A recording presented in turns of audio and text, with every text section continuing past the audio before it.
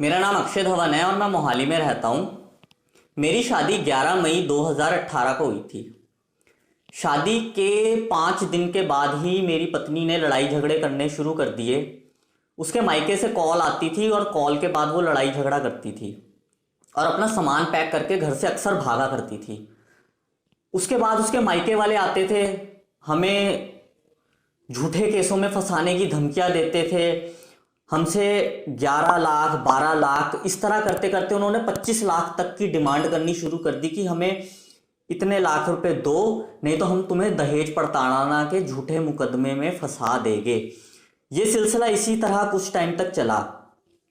5 दिन के लिए आती थी, कलेश करके चले जाती थी, फिर धमकियाँ, फिर 4 दिन के लिए आती थी, कलेश करके चले जाती थी, फिर धमकियाँ, फिर एक बार 2 दिन के लिए आई, कलेश करके गई। रात को 2:30 बजे मेरी सास, मेरी पत्नी, मेरी साली और मेरी पत्नी के मामा और 2-4 अज्ञात व्यक्तियों ने हमारे घर पर अटैक किया और हमारे साथ बहुत बुरी तरह मारपीट भी करी।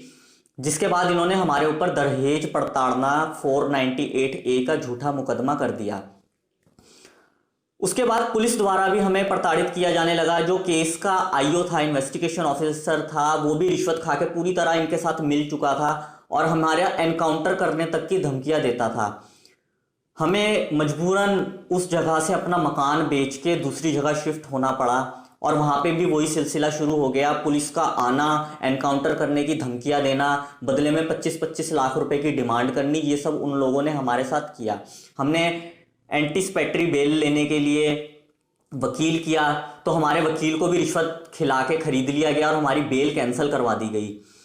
यहाँ तक कि 498A, जिसमें बिना चार्जशीट बने जल्दी से कोई वारंट नहीं कटता, वहाँ पे अभी हमारी जमानत भी नहीं हुई थी, चार्जशीट भी नहीं बनी थी, FIR दर्ज हुए सिर्फ 15 दिन ही हुए थे। 15 दिन में कानून का दुरुपयोग करते हुए इन्होंने मेरी पूरी फैमिली के वारंट तक कटवा दिए।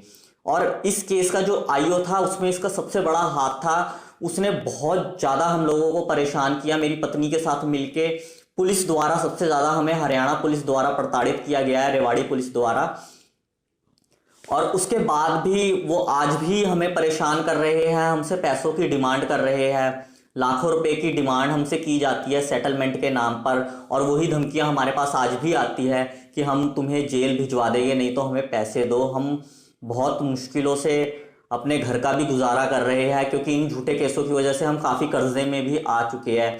मेरी हमारे देश की सरकार से यही विनती है कि इन कानूनों में बदलाव करो।